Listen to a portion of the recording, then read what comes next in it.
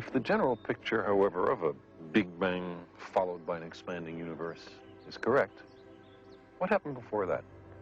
Was the universe devoid of all matter, and then the matter suddenly, somehow created? How did that happen?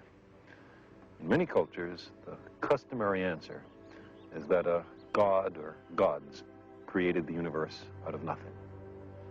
But if we wish to pursue this question courageously, we must, of course, ask the next question. Where did God come from? Deconverted Man here, and this is a information exchange dialogue. Rather than a persuasionary dialogue, an information exchange dialogue seeks to do just that, exchange information with somebody else. And as such, the rules of persuasionary dialogue are somewhat set aside, they're lessened.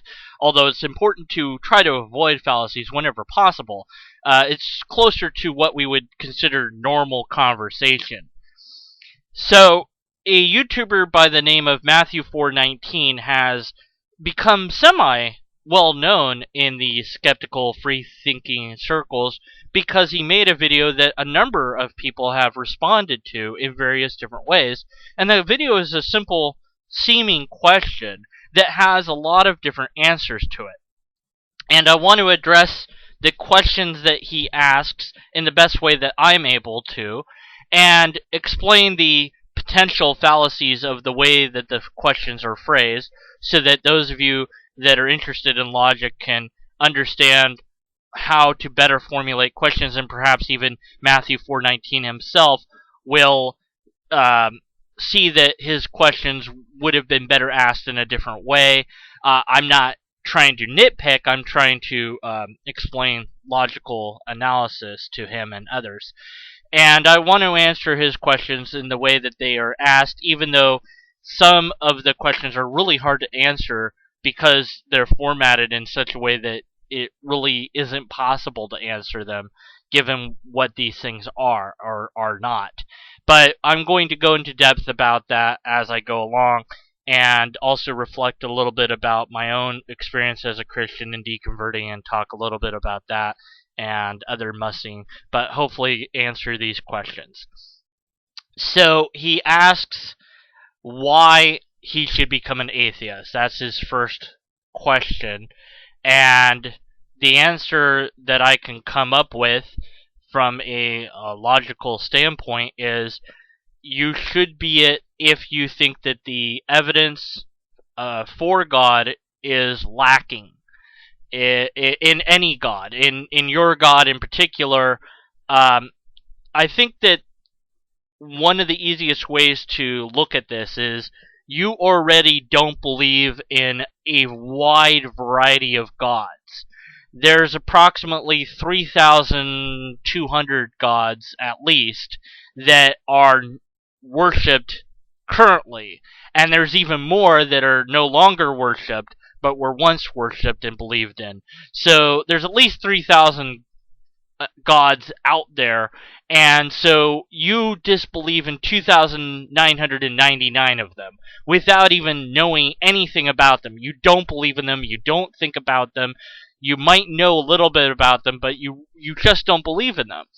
And you might have that position because your religion tells you that your religion is the only real religion, the only right religion, or you might have that position simply as a default skeptical position that you don't have any positive reason to believe in those gods. So I would say becoming an atheist would require you to find that the evidence for your God is lacking sufficiently to cause you to no longer be able to maintain belief in it.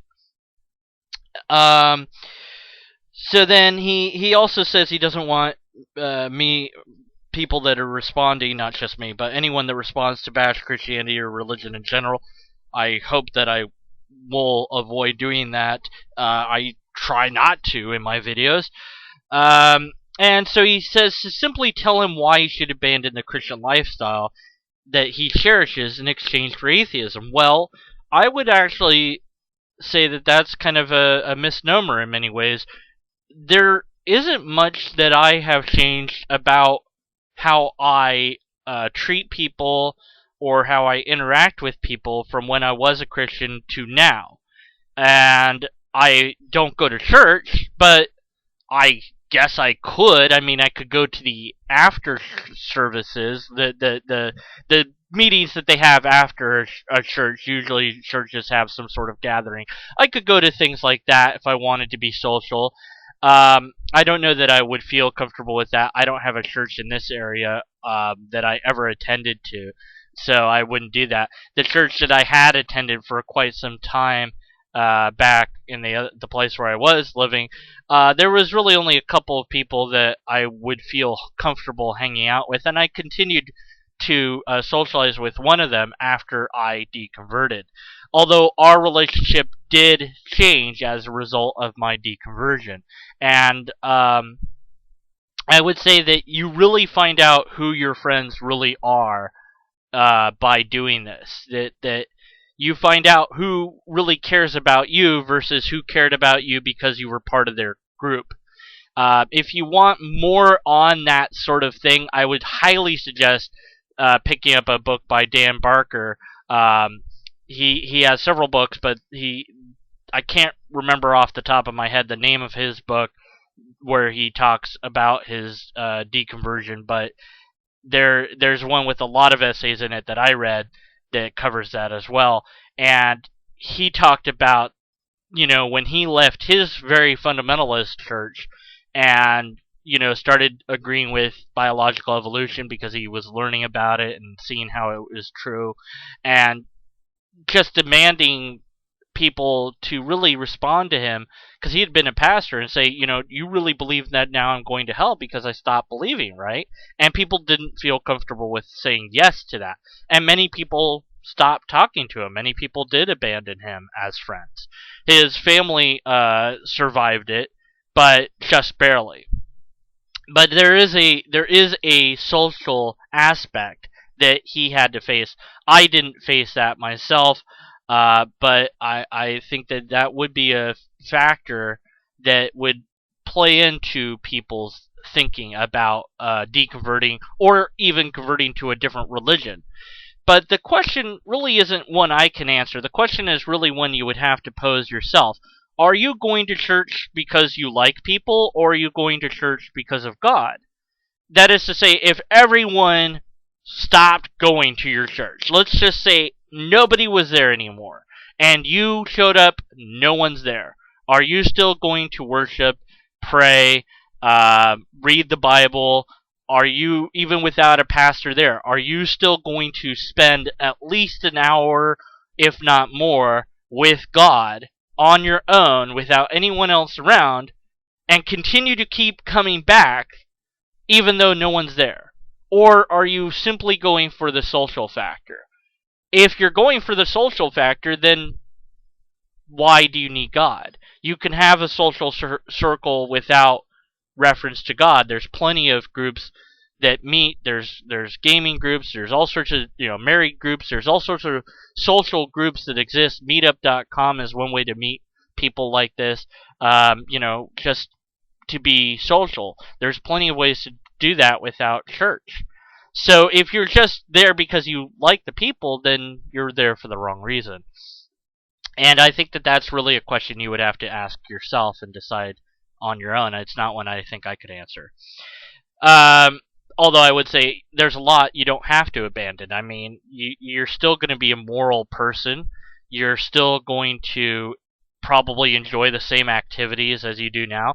But you're probably not going to enjoy going to church. It's not going to be a thing anymore. When you stop believing, eventually, the music is like Jars of Clay. I really liked Jars of Clay. I listen to Jars of Clay now, and I just go, I don't like it anymore. Because I no longer have a connection to it. So there is a change there. You may or may not change those things. I don't know. Everyone's different. But I think the question also assumes that atheism is some sort of entity or group, and it is a group, but it isn't a group. It's really kind of odd, and I've spent a lot of time contemplating that. And yes, there are atheist association, there's skeptic alliance, and things like this that you can be a member of and join and whatever. And there are certain groups you can find, atheist groups in your area, again with Meetup.com or things like that. But they're very small. There's not that many of us in one place, depending on where you are. But we're kind of a non-group group. The only thing we really agree on is we don't believe in a god or gods, and that's it. Everything else is up for grabs. I've met atheists who believe that numbers actually physically exist, and I didn't understand that position. I talked to the guy that believed this, and he believed it really because he was a mathematician. He loved numbers, and I kind of was like, okay, I get why you believe it. I don't agree with you, but I get why you're so passionate about it. It was a strange belief as a skeptic, which is why I differentiate myself as a skeptic as opposed to just an atheist, because it doesn't, for me, inform people of my disbelief in various different things enough. At any rate, so then he asks, what is the draw to atheism? Why should I become an atheist? It was really the same question, but he adds in, what's the draw? So, well, I guess again, do you care about the truth? Do you care about the facts? Do you care about logic? Do you care about evidence? Do you care about being able to test things? Do you care what is real? And if the answer to those questions is yes across the board, then you're going to quickly become an atheist, whether or not you want to. The problem with believing in any god, as far as I've seen and studied so far, and I haven't studied every god out there, so there might be one that this doesn't apply, but so far, whatever god is something that I cannot be sure about. It is identical with nature.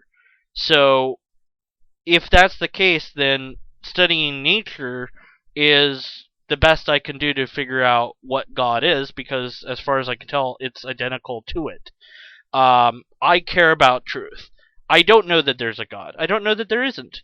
I don't even know what that word really means, because it's defined by the individuals and the groups that say there is one. I know what believing in it was like. I don't know what it is anymore, because I became a skeptic. So I have a whole different perspective on it. I would be fine to discover that Yahweh was God and Jesus was his son and all this. It wouldn't bother me at all. I might not join the religion because I have some moral objections to it. You might, though. You might find that evidence and make that argumentation and say, hey, I was wrong to leave and now I'm coming back and here's the reasons. And you could even publish a book on it, and it'd be great. It might even give me something to consider.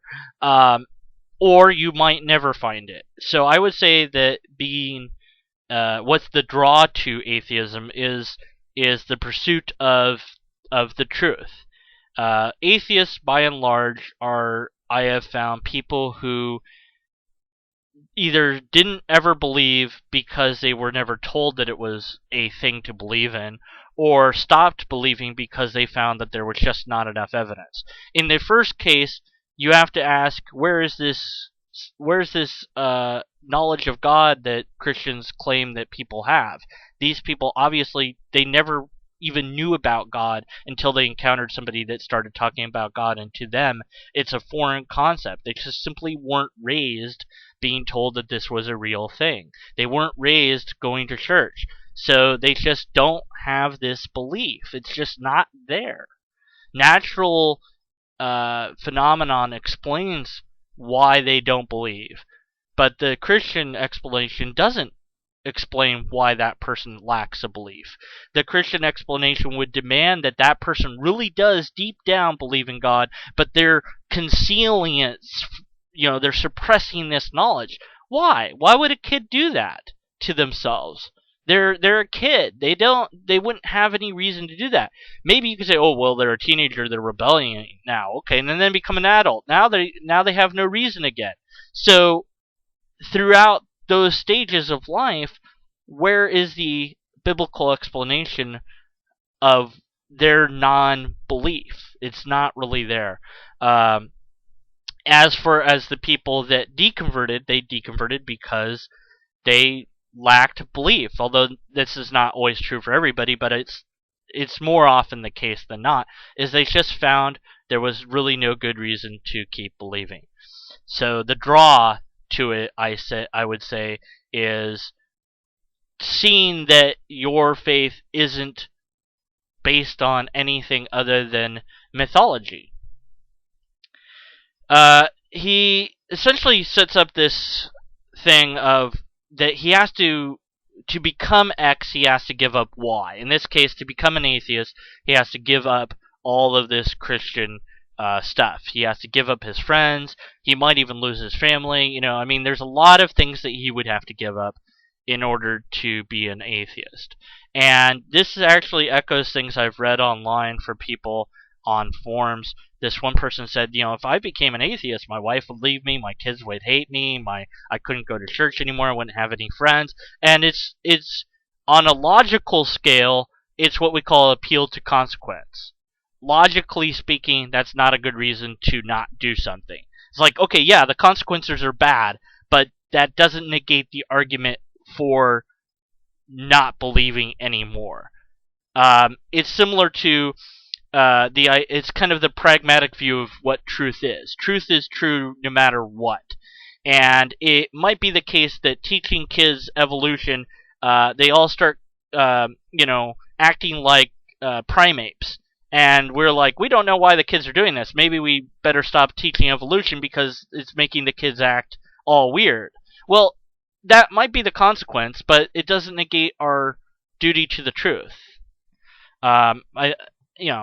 So the appeal to consequence is great for logic, but it does nothing for our social need of acceptance, our social desire to not lose our friends and not lose the group that we're with.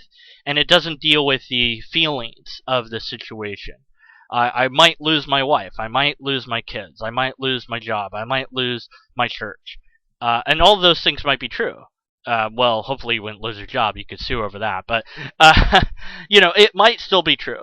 Actually, you would lose your job if you were a senator in some states. You're not allowed to hold a government position if you're an open atheist. So you might lose your job.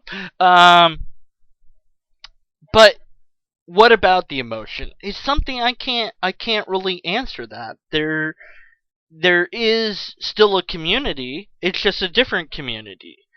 There are people that will welcome you with open arms and care about you. And like I said, you're going to find out who your real friends are. If your wife loves you just because you believe in God, do you really want to be with that person just because, wouldn't you rather be with somebody that loves you for who you are? I would. That's just me, though. You're a different person. You're not me. So it's not a question I can really answer. But I do, again, the logic is simple on it. It's an appeal to consequence. So I wouldn't use it as a reason to not do something. But it doesn't deal with the emotion. And that's something that, unfortunately, we humans, go with our feelings rather than with the facts, whatever the facts might be. He asks, what do I gain? Well, I think what you gain would be a unique insight to reality. What I gained is an ability to learn anything without worrying that what I was learning was going to hurt my feelings. I can learn anything and it doesn't bother me.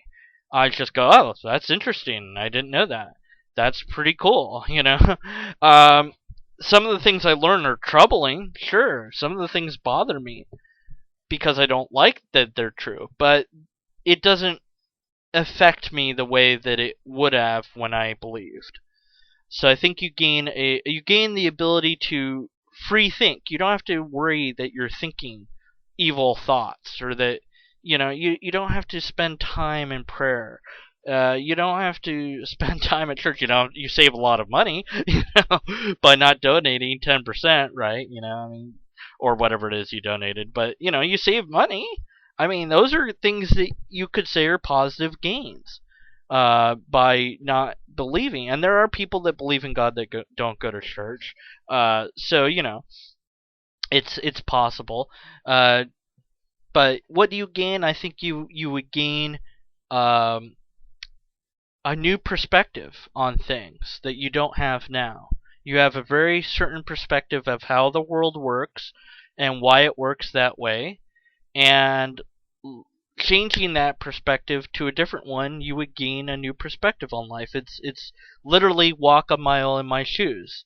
And if I can kind of paraphrase some of the Bible, if you want, you're told as a Christian, if somebody asks to walk with you a mile, you offer to walk 2 miles with them. So if you're going to walk in the skeptical shoes, if you will, then don't just walk a mile, walk 2 miles. And if you can survive that journey and then still find a way back to faith, that might be something interesting too. And that's a whole process. You have to decide whether or not journey is something you want to take or not. He asks, what's in it for me to become an atheist? Again, kind of a rephrasing of earlier questions, but I wanted to hit every question he asked. And I think I answered it. Really is what's in it is just, is a different perspective than what you have now. You don't have to, I don't know if you do deny certain aspects of science or not. I don't know if you believe that the Earth is younger than what it is or older than what it is. The Earth is 4.5 billion years old. I don't know if you just believe in biological evolution, even though the facts for it are overwhelming. You might not. I don't know. But you can learn a whole lot. I have learned a lot more about the Bible and the actual history of the Christian faith than I ever did as a Christian. I'm still interested in this stuff. It's just I'm interested in it in a different way than I was before. So you would gain those sort of things. What would I gain from my loss? Kind of an interesting way to ask the same question. You're losing faith. You're losing this idea that there's a deity in charge of everything. What do you gain from that? Well, what do you gain from any loss, really? Is, what's that phrase? The things that don't kill us make us stronger. I don't know if that's true. I think the things that don't kill us often screw us up. But there might be some truth to that idea that the things that don't kill us make us stronger. I know that it was emotionally difficult for me to deconvert. And I wouldn't wish that pain on anyone. I really wouldn't. If there was a way that I could enable you to deconvert without suffering any emotional pain, I would do that, whatever that was. There isn't, as far as I know. You might not experience it. Some didn't. There are people that have deconverted that it didn't bother them a wink to do it. Others, it's a very traumatic experience. So it is a loss in that sense. But you are leaving behind mythology for the pursuit of what is. And that's a philosophical pursuit. That's a knowledge pursuit. That's a scientific pursuit. It is the pursuit that drives us as humans is to answer that question, why? And I just go about it in a very different way than you currently go about it. And I don't know much about you, but if you're anything like I was when I was a believer, the answer to the question why was God. And that was it. My quest was done. Now that I'm a skeptic, my quest is the rest of my life to try to answer this why.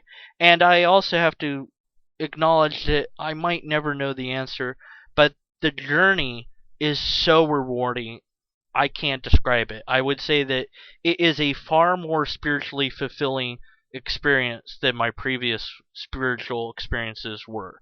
And I only use the word spiritual because no other word is adequate to explain that sensation.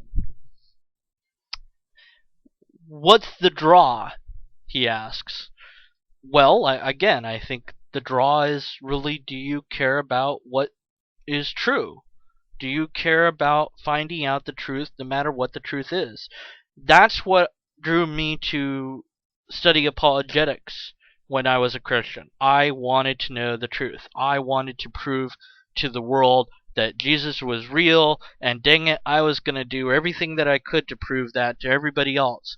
Because I was tired of people not thinking that he was. I was like, I'm sick of this. Nobody has done the research, obviously, or else everybody would know it. We could shove it in their faces. And I wanted to do that. I was very passionate about that. That was the draw for me. And let's see what else. And he talks a little bit about the lifestyle of atheism. There isn't one. It's not a group like, Jewish or Christian or anything like that. There isn't a lifestyle. It is whatever you decide to make it. If you want to have a suburban existence, then do that. If you talked a lot about that you used to be into drugs and rock and roll and whatever, and you're not into that stuff anymore. I have never been into that stuff, ever. I have my music that I listen to, I can't even categorize the sort of music I like, but it's all over the map. But the only rock concerts I've ever gone to has been Weird Al Yankovic. So, that's my choice of music. But I'm not into drugs. I don't want to take drugs unless they're for medical purposes. I don't drink alcohol because I know it damages the liver. Again, I would only use alcohol for medical purposes. I don't smoke. I'm allergic to cigarette smoke, actually, and I think it should be outlawed. But those things didn't change. It's not like, oh, I'm an atheist, I can go eat babies now. It's that might be the thing that people are telling you. But. And it is a stereotype, that atheists are, rock and rollers or druggies or something, I guess, it's just not. I mean, it might be true of some. I've encountered atheists that were fine with doing mushrooms or whatever, and I thought that was inappropriate. I am ashamed to say that I didn't say anything about it at the time. I wish I had. And I've met atheists that were strongly opposed to drug use. So we're all over the map. Politically, we're all over the map. As far as social issues are concerned, you'll meet atheists that are conservative. You'll meet atheists that are liberal. You'll meet all walks of life within atheism. The one thing that's constant is our disbelief in God. That's it. That's the only thing you can know for sure. Everything else is up for grabs. What's the lifestyle? What lifestyle are you leading now? That's probably going to be the lifestyle that you're going to lead as an atheist, a bit with you're not going to go to church on Sunday. And then he finally says, what's in it for me? Give me the positives. Give me the pro-atheism answers. Well, again, I think it's kind of repeating his earlier questions, but he asked them several times, and I wanted to try to answer every question that he asked. I might have missed a few, and if I did, I apologize to Matthew 4:19. And again, I think that the answer is a question. The answer is the question of, do you want to be objective about things? Do you want to be analytical about life, or do you just want to believe what you're told to believe and just believe it because it sounds nice? I'm reminded of a stand-up routine that Greg Proops, or Proops, however you say his last name, the guy from Whose Line It Is Anyways, he did this whole stand-up comedy routine about England sending over the first people to settle America and how they didn't send the best and the brightest. And then he does this whole little song and dance where he says, we'll just keep pretending like it's the truth. It sounds better and it tastes better. and there were no women and minorities. It was just a bunch of white guys in wigs, and that's really how we do look at history.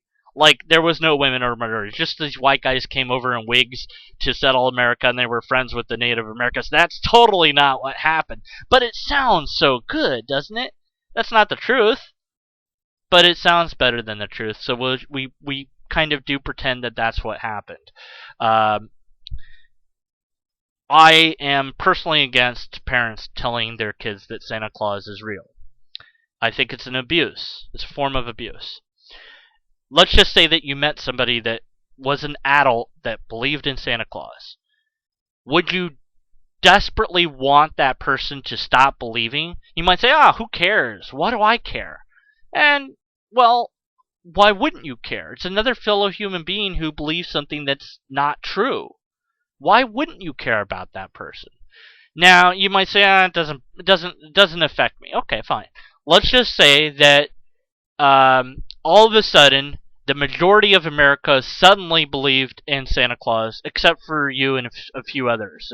But you found yourself, you woke up tomorrow, and it's all over the news. Most of the nation suddenly believes in Santa Claus, but you don't. You know there's no good reason to do it. And these people that believe in Santa Claus, they're making policies for America. They're even saying that things should be erected in government buildings that say that Santa Claus is cool, and that's using taxpayer money. That's your money to put up something that you know isn't true. Wouldn't you speak out about that? Wouldn't you try to talk reason to these people? Because these people are affecting everyone. They're affecting the world by these things. And you know it's not true.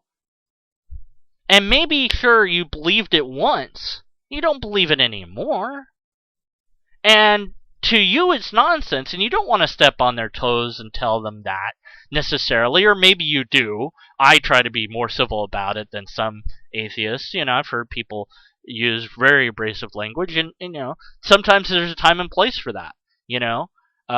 But now is not that time and place. If you are seriously considering deconverting, it's a serious decision. It absolutely is. I don't want to downplay that for a moment.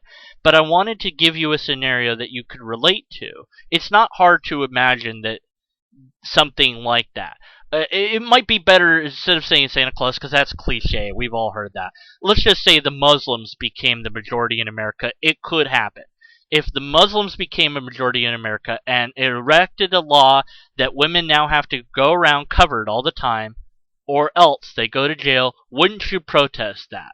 Wouldn't you argue against them? Wouldn't you say, no, your religion isn't true, your religion doesn't get to dictate what we do? No. Wouldn't you do everything in your power to convince people not to do that, to rebel against that law, to change that law, to say no to the religion because the religion is driving this imperative that you feel is unjust? Wouldn't you do that? And if not, and a lot of people, unfortunately, have said, I don't care, whatever. I don't care if the world goes to hell in a handbasket. It doesn't matter to me. There are people like that. I hope you're not one of them. If you are, then, I'm wasting my time. But I don't think you are. I think you are interested in engaging in dialogue and understanding the opponent's side, if you will, if we are your opponents. And that's something that I would say is great, because it's something I didn't do as a Christian until very late in the game.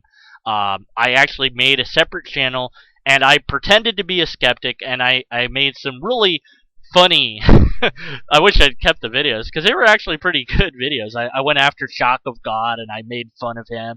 And I made fun of all the easy targets. And I experienced what it was to be a skeptic, sort of. And it felt bad. It felt wrong. I was like, I can't do this because I don't really believe it. I don't really not believe in my God, so how can I do this? But I did see the point that a lot of the atheists were making. I did see that Christians responded really badly to these criticisms. They didn't really have answers. And I saw that for myself, and I felt that. And I was like, yeah, this is a real thing. I kind of understand their position a little bit better than I did before. And I'm not telling you to do that. I was just sharing you that story. That's what I did. So I hope I answered those questions. Now, I did cover some of the logic of these questions. Um, the draw to atheism, you already got a technical response from Steve, that likes to curse, I believe, gave you a technical answer about atheism isn't really a religion, it's not a group, and that's right. I mean, he's got it right. Why should you become it? There's really not a question we can answer the way it's phrased. I would have phrased this: why should I deconvert? I guess I would have asked it that way for technical reasons. But again, this is just kind of logic stuff. It's not really, you're in normal conversation mode, so it's totally understandable why you would ask these questions that way. I just want to let people know that the better way to ask these questions, if you will, and that the why give up all this cool stuff. My life is great. I would have to give that up in order to accept this. Well, yeah. So what? It doesn't make it untrue. If it's true, that is to say, if this position is better than the position you have, because it's more logically coherent, there's more evidence for it, or whatever, then whatever the consequences are, that's too bad. Logic doesn't care about our emotions. That's why it's great to use logic in things, because it really helps us get to the best way to do things or not to do things. Yeah, it's going to be hard, no question about it, but it's just an appeal to consequence. That's all we can say about that. I think the rest of this is fine. The way that the questions were phrased, most of them were fine. A lot of we experienced a lot of repeat questions, but I think he wanted to really make sure that we addressed his questions, and I hope that I have done that for him, and I hope that I've given him something to think about. He's gotten a lot of different responses, and I've watched most of those. I haven't gotten around to all of them yet, but I plan to watch all of them because I'm interested in those responses as well. I call myself a skeptic, and there's two meanings of this, and I want to make sure I know some of you that watch me hear this all the time, so I apologize. But skeptic has two terms. One is an investigator, and one is to doubt, and I'm both of those things. I investigate and I doubt, and I stop doubting when my investigation yields positive results. I don't doubt reality, for example. There's too much evidence of it. To me, it's just silly to deny reality. It's something that a philosopher would do just to kill some time. It's fun to play around with that idea from time to time, but to me, it's silly. Reality is real. We can all sleep at night. Let's move on. I don't doubt biological evolution. There's too much evidence for it. I don't doubt gravity. There's too much evidence for it. I don't doubt the Big Bang. Too much evidence for it. I don't know what to think about abiogenesis because there's a lot of different theories on it. Some are better than others, and some are more plausible, and I'm learning about those, and they're interesting to me. But I don't know which one's true yet. I don't know if time travel is possible. The sort of time travel in movies isn't, but there's a different kind of time travel that actually might be possible, according to at least one scientist, but he hasn't turned on his machine, so we can't really say for sure. All we know is that the theory is sound. We don't know if it works yet until he turns on the machine, but he needs $1 million to do it, so we gotta hurry up and win the lotto and give him $1 million. So there's things that I am not sure of that are scientific. When it comes to the supernatural, I doubt all of that stuff because there's no way to study it. There's nothing to study. And people that believe in it will say, well, of course, because it's beyond the natural. And I'm just like, well, then how do you know it's a thing? How do you know it's real? And, because I saw this thing. It's like, yeah, but there could be another explanation for that, So, but at any rate, so being a skeptic for me doesn't mean that the quest for knowledge has ended. It's just changed.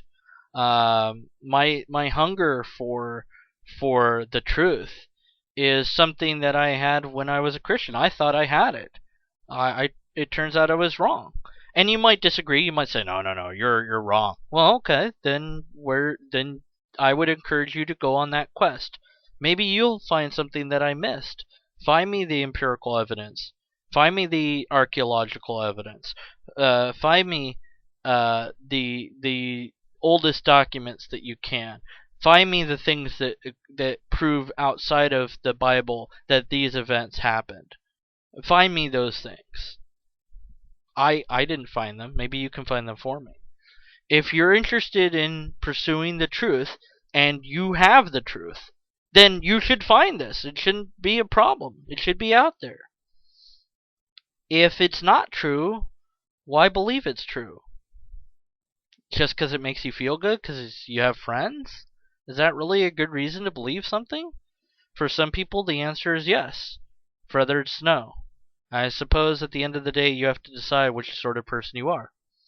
So, that's all I've got for you. I wish you and yours nothing but the best, even though I don't believe in wishes being able to do anything. Still, I hope that my conveying that hope for you to have good times is something meaningful to you. And I encourage you to ask critical questions. And if you haven't done so, learn logic and study science and learn about this wonderful world that we have. And keep on asking these questions and trying to have conversations with people so that we don't wind up talking past each other, but we can really establish a communication and talk to each other about these things. At the end of the day, we might not agree, but you know what? You're a human, and that makes you important to me because you have unique ideas and possibilities that bring to the table all sorts of wonderful things that can improve our world for ourselves and for each other. I thank you for your time to listen to this. I'm sorry that there was no pretty pictures to look at or anything, but I thank you for listening. Take care, and best to you and yours.